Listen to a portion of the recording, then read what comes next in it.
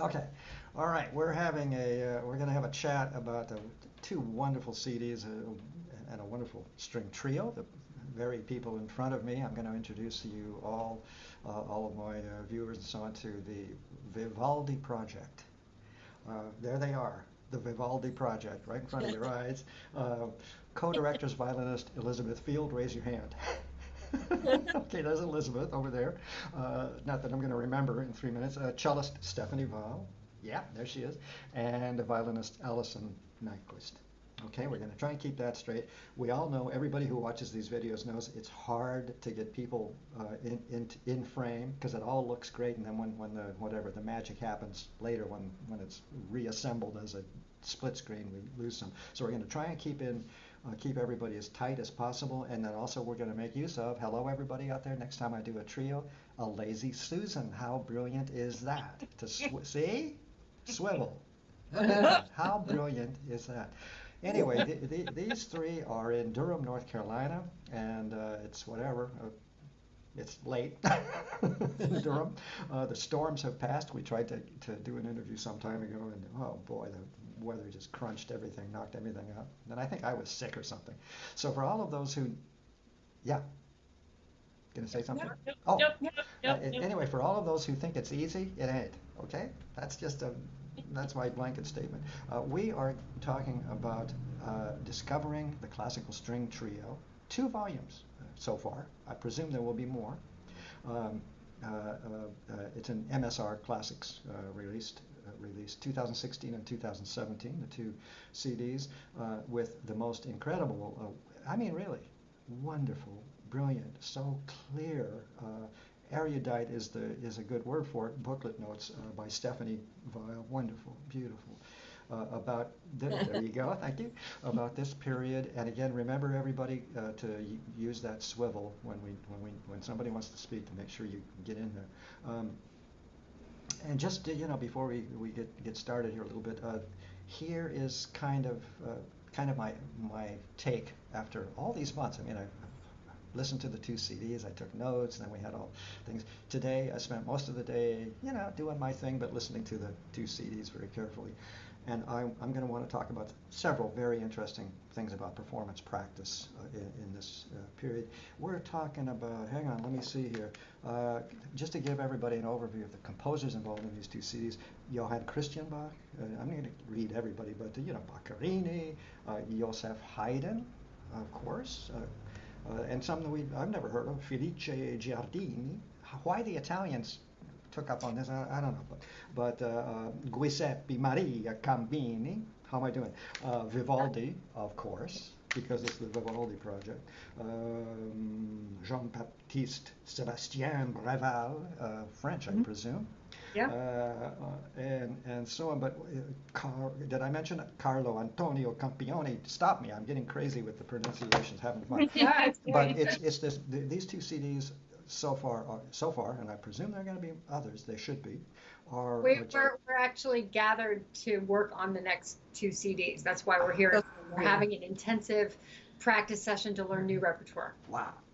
Well, it's very, very worthwhile, I want to tell you, because this is really a service you are providing to the professional community, a revelation about performance practice, in the classic and late Baroque and classic period, if I can kind of throw everything. Yeah, Stuff that's in right. there. That's exactly right. Uh, Performance practice, and we mentioned Takash Quartet. I did anyway earlier off camera, who have been brilliant in giving the public such exciting performances of Haydn in particular. But the point is, you three are purists, and you give us this pure. Just as I remember the Baroque music of the recordings of the 1950s, horrible, early 60s, horrible, and then John Elliott Gardner and others showed us how the repertoire really sounded then and should sound now. And that's what you three are doing with this period. And we're going to also speak to this very interesting combination, 3-stringed instruments. It's such a different color even than a string quartet. And people will say, what? What are you, crazy? It's just strings. So I want you to talk about that. Let me I've introduced you, but let's see what I'm missing in terms of credits. Let's start with violinist Elizabeth Field, founder of the Vivaldi project. You're there you go. Thank you for the swivel. You're adept in both modern period instruments, performance practice, a scholar. It shows on these two CDs. Wonderful. Violinist Allison Edberg Nyquist. Come on. There we go. I love this. There she is. There she is. Concertmaster of the Indianapolis Baroque Orchestra. Are you still with that orchestra? That's true. Fabulous. I need to look into that outfit more. Oh, please do. And you're artistic director of Music City Baroque, Nashville's Baroque Orchestra. No? I was until recently. Was until recently. Going to Nashville. What, did Nashville run you guys out of town? What? No, I loved Nashville. It was the greatest thing, and I taught at Blair, and it was a joy, but it was an 8-hour commute from where I was living, and I was going once a month for a week, and I happened to live on a beautiful little farm, and I just didn't want to leave it that much anymore. So. Hello, I love that. Good attitude. Absolutely appropriate. I'm living now in downtown Santa Barbara, beautiful little tourist city, I'm sure you know. The traffic is horrendous. The traffic noise is horrendous, even in the Come visit me in Warren County, Indiana, where we don't have any traffic lights, the whole county. We're very proud of that. Wonderful. Yeah. Stop signs, yes. Peace and quiet and meditation. That's what we're talking about. And then, let's see, who have I left out? Cellist. Stephanie Vial. Stephanie Vial, there she is, dead center. Let's see, a definitive book, by the way, which is probably the basis for this whole project, The Art of Musical Phrasing in the 18th Century. Hello, punctuating the classical period, and this, of course, is what we're going to get into. It's essential reading for enthusiasts of this classical period, and for performers, of course. Currently, you are a lecturer at the University of North Carolina in Chapel Hill. Is that? That's right. So that's still okay. Okay. Well, so far we're doing okay. Let's just let me get down to some questions here. I've listed the composers. We've talked about the composers. The beautiful program booklet that is so helpful, and it's really good to have a helpful program booklet. When did you guys come together? By the way, forgive me, I just said, when did you guys come together? Is that see what I mean about inadvertent sexism? I'm not offended. We're not offended. Okay. We Take that came question. together. Liz, would you like to talk to that? Well, okay, so Stephanie and I actually both went through the Cornell Historical Performance Practice doctoral program. She came right after me. So we knew about each other. And then I started the Vivaldi project as a Baroque group based in DC, and Stephanie and I had done some work together, and so I called her up and I said, oh, by the way, you're going to be the co-director of the Vivaldi project. Are you okay with that? So that's kind of how that started. And that was in 2007, I think. And so we played many years, standard Baroque chamber music trio sonatas, and then we did actually a whole project of the CPE Bach string symphonies with John Shu conducting, and that was very exciting. Nice. And we brought Allison on board for that. Right. So then Stephanie suddenly started talking to me about string trios, and so I'll let her tell you how that happened. Right. So this was also a seed that was germinated at Cornell in talking to actually the Haydn expert James Webster. God bless academia. Yeah. Oh no, there's a lot to be said for it. And he at one point said, "How come nobody plays Haydn string trios?"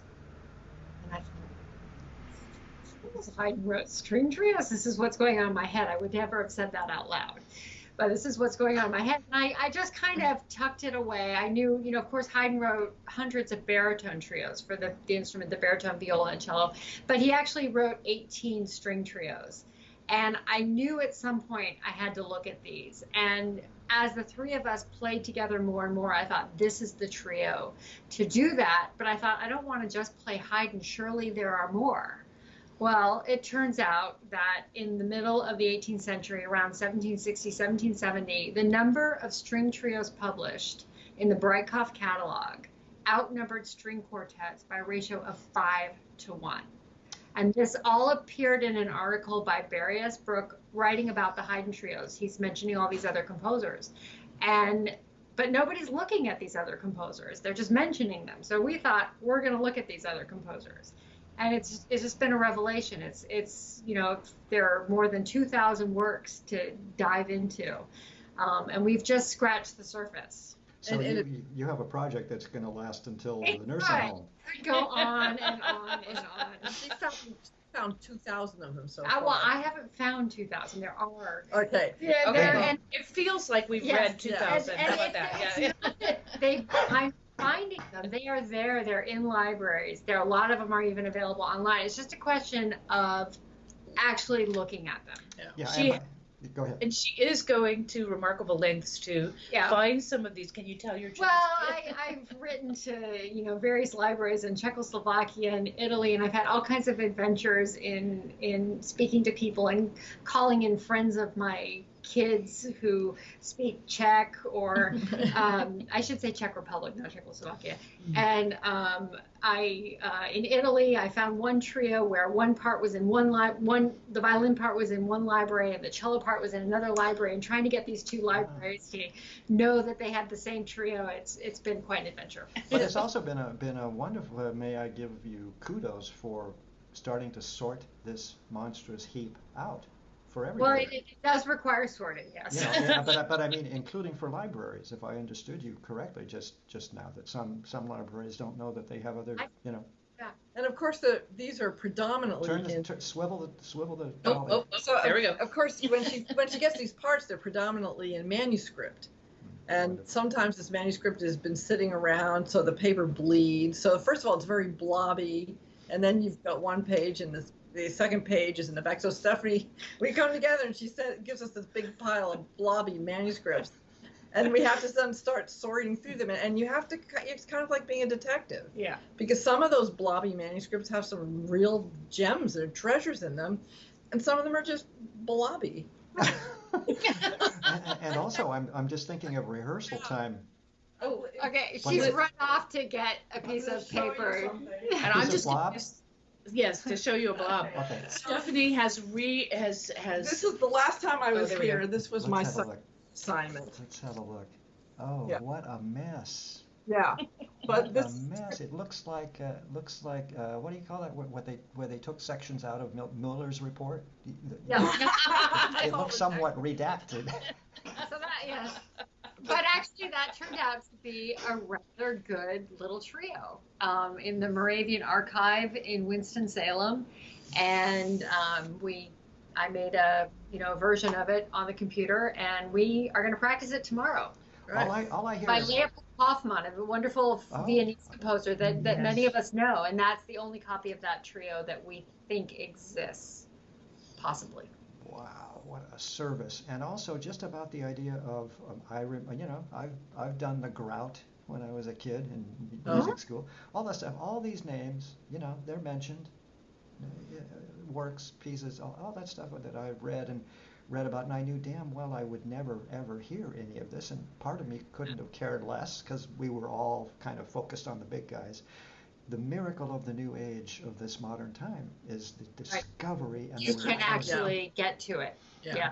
And you mentioned that we're purists, and I would say that none of us would describe ourselves as purists. I apologize. Well, no, it's okay. I understand. I'm not being critical. But when we go and we look at this music, there's not a lot on the page. And yes, we're purists in that we're playing these old instruments and we're trying to use the language that we know about to find out what these parts have in them. But we have to bring so much to them that's not on the page in the way of dynamics and time taken, and it's a different kind of aesthetic than what the Takash Quartet would do, but I would say that a lot of people, if they listened to our recording and followed the score, they would be going, what?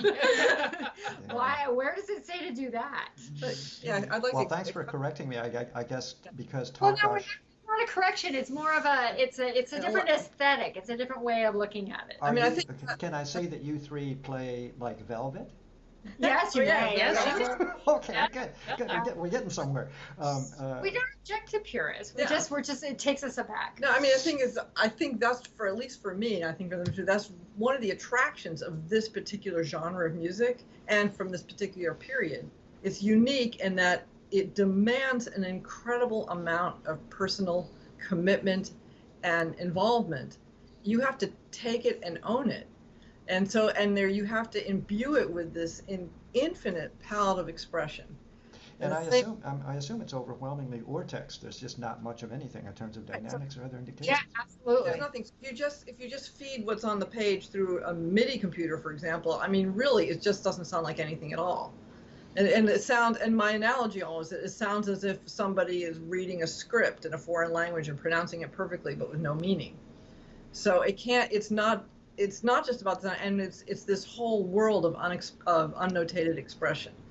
And that's what's so exciting about it, because as you do it, it's like ripping off layers, and each one of these crazy blobists uses musical notation in a very personal way. So you can look at the stack of our manuscripts, and superficially they might look very similar, but as soon as you start playing, even though you have notation that looks similar from one composer to the next, they're so different. Oh, this guy's using a slur and he always means it to have a little swing. Or this guy uses these daggers. Oh, this guy used daggers and he seems to want it to be spiky, but the other one seems to think, oh, it just means not slurred. Or delicate. Or delicate. And so they're using this alphabet of this language, but in completely personal and unique ways, and we have to try and extract this huge sort of rainbow of expression out of it. And that's what really I think is unique and really fun about this. Let's talk then, while we're on the subject a little bit, let's just drift into this whole bit about, there you are, you've got the 2,000, the heaps of blobs and manuscript and this whole thing to sort out. You sort out a whole bunch of them, several hundred, and then you say, oh, well, let's see, we're going to produce CD number 1. We have room for 12 pieces. How are those decisions made? I'm so curious always about how you organize each program. Who wants to talk to it? Well, but first, I think the first CD, we just kind of started reading, and the one, as soon as we liked something, we said, great, we'll do that. Yeah, that makes sense. You know, and it was, and we just kind of, I had a limited, it's grown what we've looked at. So we started with a set of composers, and we came back to some of them because we loved them so much. And then I think with this next set, we've been able to use a few more tools in thinking these are likely going to be good. You know, we have a few more clues as to what is worth really pursuing, and so one of the things we're going to do another kind of mixed bag of mostly actually Italian composers. But a lot of new names. A lot of new names. But then, and this is inspired by a friend of mine in New Zealand who is a Beethoven scholar, and she has a graduate student working for her studying with her who is working on the string trio. First person I've ever heard of to do this, and they're really interested in the Viennese trio and the circle of Beethoven. So we're actually kind of doing a sort of Viennese trio circle of Beethoven set. Wow, very nice. And it's Beethoven year coming up, the 200 what century are we? 30th anniversary of his birth.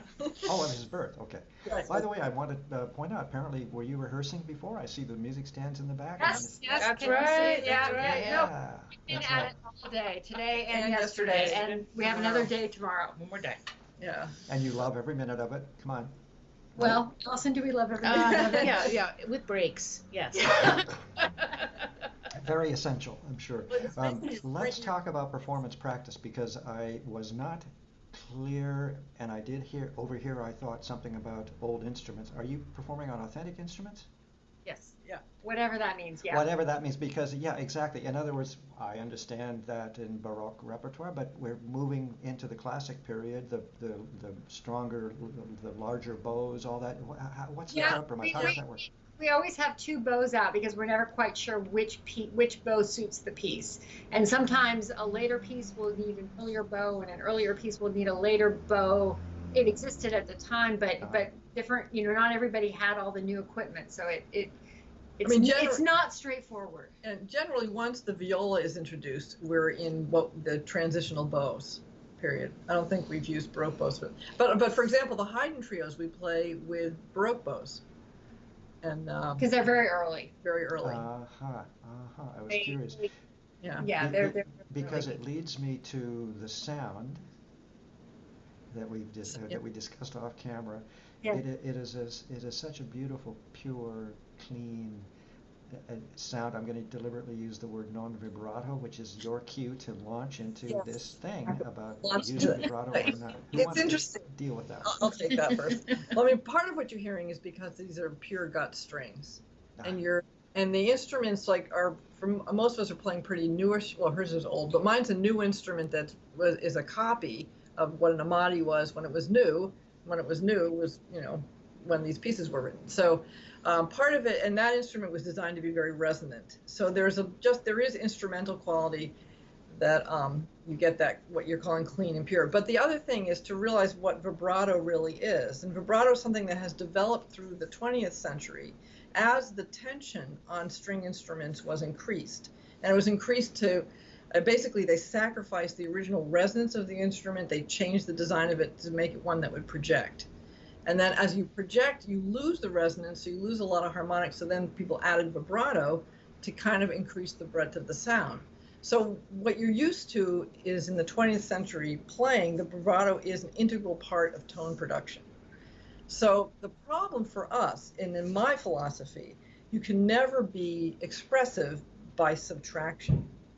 So asking somebody to take something away seems like a terrible thing to do, and it is. It just empties you. So people who think that they can reproduce the purest, that sound you're talking about, by eliminating vibrato, eliminating sound, playing out of tune. So that my analogy is always like, if you eliminate your soy sauce from Chinese cooking, it's not going to be any more French. You've just ruined your dishes. So, it's not the secret. So anyway, so what it is that it's everything else that we do, and that the vibrato would essentially actually would cover that up in a way. And we do actually use quite a bit of vibrato, but it's not an essential part of the sound at all times. We use it as an ornament. We use it sometimes at the end of something to make it ring even more. Or to warm it up at the beginning, we definitely use it. It becomes a tool just like anything else. But it's more of an ornament than a fundamental part of sound production. It sounds exactly right, but I've never heard it described so beautifully, so accurately. Thank you for being, I think, PhDs, some of you, one of you, a doctor. DMA. A couple, DMA. But help, what was I going to say? Something about performance practice, and again, I'm almost sorry I used the word pure. What I meant was clean. Maybe that clean. We like that. We love clean, and actually we do pursue cleanly playing. In fact, this is the queen of cleanly playing. She's always making us play slowly for perfect intonation. Yes. Is that all right? You're the one. I've already heard about you. So this is the stickler about, because the intonation is so perfect. Thank you. Again, the playing is so clean and precise, and in terms of phrasing, you've already made it clear that it's just not playing the notes. You have had to interpret as a trio, because this is urtext, meaning there's just nothing there except the notes. Right. So with all of that there, I love the way you approach cadence. I mean, all cadences, cadential moments, phrasing, the ends of phrases, all of that we're much more familiar with these days, the style of playing Baroque and classic period, and phrasing, Mozart, where phrases end on a diminuendo and that kind of wonderful stuff. But what I'm trying to get at is the three of you playing so beautifully in tune, and you've also just described, or tell me whether I'm wrong or not, the even more difficulty, the variety of the three instruments. One is a modern instrument, one is the others may be older instruments, and so on, and the bows and so on. How long did it take you to find harmony, if you'll forgive the expression? That's a good question. No, it is. Yeah. I think it took probably at least a good year. It took us at least a good year to try and really find our voice.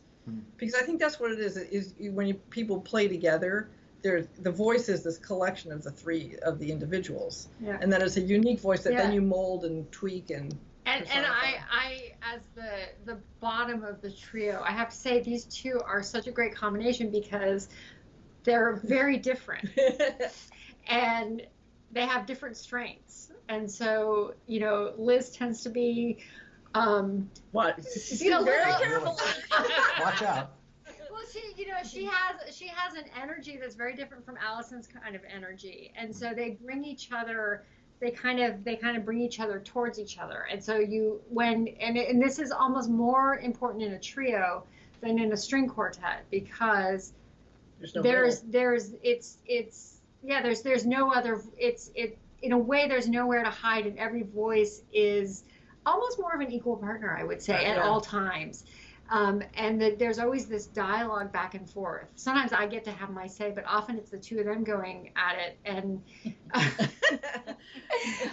but it's really great to have different qualities to the voices as well. It's not just about blending. It's also about allowing the differences to come to the fore. And so I can listen to the CD and I know exactly who's playing. I know when it's Liz and I know when it's Allison. And it's good because they often say the same thing right after each other. So Liz says something, and we do think about it as speech. Liz says something, and then Allison says something, and it's her voice, and it has a different kind of impulse and bent to it, and it's what for me makes it work. Yeah, it's conversational. It's just if I were to say that same sentence, it would sound different coming from me, as it should. And yet, at the same time, one thing I think that I love about, because basically, whenever I hear Allison play, I love it so much and just wish I could sound like that. Oh, boo, I say. No. So, She can do anything on the violin, and I'm just trying to Not keep true. Not true. Look at these three. I think we blend. We blend. Yeah, we know how to blend, which is a different skill. That's And sometimes I get confused listening to the CD. Yeah, I actually. Who's sometimes. Which is also good. Yeah. Of course, you know each other so well, but from my point of view, there's this. Go ahead. Sorry. Oh no, I was gonna say I think we spend as much time matching each other as unmatching each other. I mean, we try and play together, but again, it's a blend of voices, not to be so precise and exact that we're indistinguishable. It's a tapestry, the same thing. A tapestry is woven together evenly and beautifully and perfectly done, and yet there's going to be a wide range of there's going to be a wide range of color and chromatics in that unified thing, and that's what makes an interesting picture. And we've already touched on vibrato and non-vibrato and how you use a wonderful combination of the two, depending on what kind of statement you're trying to make at what point in any particular trio. Did we decide off? Well, we talked a little bit off camera, or I did, about how fascinated I was by an English choral director who explained to me that these voices, they all sing with vibrato, but but the trick is getting the vowels right, the balance right, the blend right, and then all of a sudden the vibrato kind of becomes one beautiful, clean sound. And I presume that's kind of the same thing with you. A little bit. Yeah. Although the human voice is a very different kind of instrument, so I'm not sure. Like if you. Well, it's dependent on kind of volume and volume and tessitura, and sometimes I think I've heard singers talk about the vibrato just emerges when it needs to. It's not that you create it, but that it's there, and I think we try and play that way. Right. Yeah. But I think of somebody who trains to be like a Wagnerian singer would have a hard time going back and singing Purcell in a way that. Well, because they change their instrument. Right. The instrument. I'm not sure in other words, I think that vibrato can't be turned on and off as easily or controlled. It's different. You really hear it with the voices. Yeah, but for me it was such a revelation. It's so interesting to me that one doesn't ask for non-vibrato of singers. It just happens if the conductor knows what she is doing, basically. Sometimes we have conductors who do ask for non-vibrato, and it often doesn't really sound very good. You mean like in an orchestra? In an orchestral setting, sort of thing. Yeah. Because that's what I would do. Now I'm in trouble. but like she said, it's asking for subtraction. In other words, it's asking you to not do something. Yeah. Whereas if you ask them to do something maybe with their bows, then their vibrato might be less prevalent, and they'll be doing something positive. There's just so many more interesting things to do than not do. Swivel. I hate to say it, but I know who's going to get chopped in half, so I want to make sure that we get everybody in. Well, so again, I don't want to talk it to death, but this is exactly the revolution with choral music. Yeah, that's what actually I loved when you said Yeah. that about the choral director saying the same thing that we do. Yeah. Is he's not. He essentially said, no, I never ask for non-vibrato. And I'm Right. going to have to think, I mean, I'm old and retired now, but I mean, that gives me pause to think. And I've never thought of it as a, I suppose, negative is not quite the word, but as you said, it's a subtraction. You could think of it as a positive if you think of the non-bravado as actually a thing and not something that you're taking away. Very tricky psychologically. It's a Well, psychological. if you talk to a violinist and say, play that give them 1,000 directions. I'd like a straight tone, and you can describe it, and just don't use the word vibrato at all. Yeah. Thank you. I wish you had been around 30 years ago to tell me that. Anyway. It's a little bit like telling a 2-year-old, don't go put that in the toilet. You know, they're just going to run and say, oh yeah, what would happen if I put my truck down the toilet? That's what they want to do. That's all they want to do. Let's, we're already at 30 minutes. Let's kind of wind it down. It's amazing how time flies when you're having a good time. Yes. That's just amazing. But let's talk a little bit. We're going to now drift into this business about a female ensemble and some of the strange things that happen. All unintentional, of course, from people, but how unconscious people are about certain things. And I mentioned off camera that because I review CDs by musicians all over the place. About the glam factor that sometimes that some artists seem to feel is appropriate. Maybe it is for them. Everybody has their own taste and their own way of presenting themselves. But give me so here we are. It's a trio of 3 women, not 3 men, not 2 men and 1 woman. You know what I mean? It's 3 women. And we're not 20 either. We're not yet. Yeah, Okay, we're not thank 20 you. years old. We're women of a certain maturity. Of a So certain it's- distinction. Yes. Yes. Kind of like me. So, yes.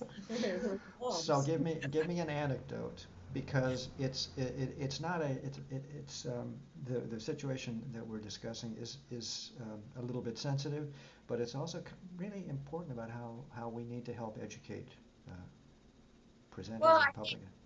Yeah, I think the thing that you said earlier actually is that if we were 3 men of a certain age, nobody would make any comment whatsoever about it. It would just be, yes, those are 3 experienced professional musicians. They must be good. Whereas for us, it's 3 women. It's a notable fact. Sometimes it's people like that. They hire us because we're 3 women in this day and age. But it's something that's remarked on in a way that it simply wouldn't be if we were men. Do you want to use an example? There's one stewing in the back of your mind. I want you. But then there's the derogatory side of this, and or just the Irritating. The story. Yeah, this one covers both age and Right. So the issues of that's right. feminism. So the story is that we were in a small venue, a little south of here, and as we were walking on stage, the presenter was coming with us, and he was going to introduce us to the audience. And Allison very nicely, just sort of small talk, nicely said, "Oh, what a lovely series." A lot of people in the audience. And as we're walking on stage, we're about to play, he said, "Oh yes, well, last month we had a wonderful musician who had absolutely beautiful hair and perfect skin." So, and that's when you should have turned around and said, "See you later. We cast a check already." Wow. Stephanie looked a little green. What you live.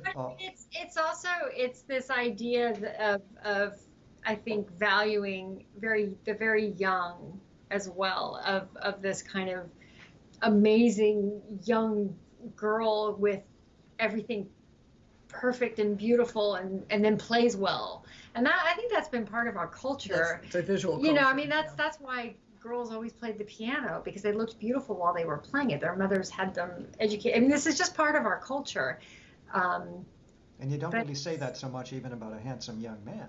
No, they don't. It just doesn't. It just It's a different kind. It's about the virtuosity. I mean, the fact actually was insult to this young girl who probably was a really great player, that the thing he had to say was about her skin and her hair. And that's what he remembered. That's what That he was the remembered. takeaway. He didn't talk about her phrasing or her, her dynamics. It And was he was a presenter. He wasn't just That's right. a local, very nice, local. very nice man. Yeah. Very nice man. You just feel like that, a male performer often is imbued initially with this whole level of seriousness that as a woman, you sometimes you feel like you have to prove yourself. Yeah, no, Let me give you a heart, which is my modest career as a conductor. I had real trouble with women conductors for a while. Is that right? You see what I mean? It's hard to get rid of these prejudices. I just had trouble. We had a wonderful woman conductor in Santa Barbara at the Santa Barbara Symphony, and even I had trouble, as liberal as I am about things. No longer, and of course, women conductors. I think it's very seldom discussed anymore about you're looking gorgeous. It's about the musicianship, the incredible musicianship. So we're creeping along in terms of our evolution as a species, but it's still hard and slow. Let me talk. Let's focus just on the next. Speaking about women, actually, not too many women wrote string trios. In part for the reason that not too many women were playing the violin. The women there were many who did compose, tended to write for the piano, Of course. or the harp, or the voice. A lot of singers wrote music, so there aren't too many who wrote trios. But there's a woman, Maddalena Sierman, who was trained in one of the ospedales in Venice, and she wrote 6 lovely trios, and one of them we're gonna record. You just did a beautiful segue to our last few minutes here, which is repeat, if you will, give us a little tease, a little sneak peek about this. You said something about 3 CDs, so you get together and crank them out in a hurry, or what? We have 2 CDs in mind, and we're just gonna start recording as we get the music ready. So I don't know how they'll eventually shape up. One of them is going to be another collection, mostly new composers that we haven't played. Zanetti, Hofmeister. Hofmeister's going to go on the Beethoven one. Hoffman? Hoffman's going to go on the Beethoven. So the other one is going to be the Viennese trio. So we have There's some Beethoven dances that you and found. we have, well, I didn't find them, but yes, we have some Ländler that Beethoven wrote for a Viennese ball, one of the grand events of the season in 1795, and he arranged them also for string trio, and we are going to record some of those. Fabulous. And now you're pushing the buttons a little bit, getting up even into Beethoven. Yeah? Yes. Trios of Beethoven. Yeah, we're still kind of hanging on that very edge of getting into the 19th century. Well, congrats, and especially for the service you are providing to other professional musicians with these CDs. Yeah, it's true. Well, that's what we're hoping to make a contribution. Yeah, very good, very serious and important contribution. Okay, we're going to have to wind it down. I've been having a chat with violinist Elizabeth Field, cellist, thank you for swiveling, Stephanie Vial, and cellist. Yeah, Stephanie Stephanie Vial, and Vial. violinist Allison Nyquist. I'm getting dizzy. I play viola as well in some of these works. So. Well done. Okay, thanks. And let's just give credit to MSR. Wonderful. Oh, yeah. Yes, please. And Richard, our wonderful recording engineer at Candlewood Industries as well. Hey, by the way, once again, I mean, I've been so lucky. Let me wrap on something hard. But the sound that I hear on recordings has been so superb. And in your case, as I'm going to get past pure, but this clean sound. They have microphones that are able to pick up this clean, subtle sound. Well, Richard sets up the mic so that he's getting the resonance of the room. It's not individual mics that he's then mixing himself. It's the sound of the whole ensemble. So I think it's a very special. And there's no artificial resonance, which is just the gimmick that a lot of period instrument recording engineers do. Is they record in a sort of dry space and then you can add the resonance from anywhere you want. And this is the real sound. He sets Richard is unique that way. the levels, and he says if you want to change the dynamics, it's up to you. Yeah, you got to play louder or something. He sounds like a leader. You know what I mean? He knows is exactly- talking. Oh yeah, Wonderful. He knows what he's talking, and luckily he knows what he's talking about. He and Robert Laporta of MSR have worked together for a long time, and they make a great team. Yeah. Yeah, and Robert is, we owe him a huge Oh, debt of yeah. thanks, because I thought I knew the repertoire until I started reviewing CDs. Oh. The Parma CDs, the MSR CDs, all this incredible repertoire, and so far, again, rap on wood, magnificent. Just magnificent recordings, and the repertoire. It's so great to be in this modern age where this is all recorded beautifully, and you are leaving a legacy. Many thanks for giving me some time out of rehearsal and out of your evening there in Durham. Let's see, what have I forgotten? I just want to make sure I got the MSR Classics release. These are the two CDs were released in 2016 and 2017. They're called Discovering the Classical String Trio, indeed. By the time, you're another 3 or 4 years have gone by, they'll be selling a whole set, 6 CDs, 7 CDs, that kind of thing. It's going to be great. And we're going to run out of colors. Yeah. And we have to use silhouettes for Yeah.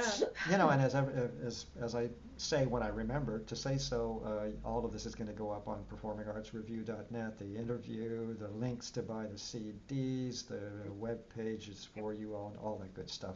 So many thanks again. I'll be putting this video up. I'd like to do the video first because it helps me get the page out of the way and up, and then people can go and visit, and then I'll call them back, my subscribers, when I get the review written. I am behind, as you undoubtedly know, as everybody on earth knows, but we'll call it that. My alibi is it's tiered marketing. Spread over a period of time. It works for now. Ideally, I'll get my act a little better together in another year or two, but for now, let's get this up because I know people immediately want to see the video. Well, thank you. Thank you so much. Thank you. Such so You fun do a talking to you. service too. Yes. Yeah. Glad we got this. Great pleasure. Thanks again. I guess we're done. Thank you all. We'll give you one last swivel. Sure. There we yeah. go. One last swivel. Right. Okay. Bye-bye. Bye.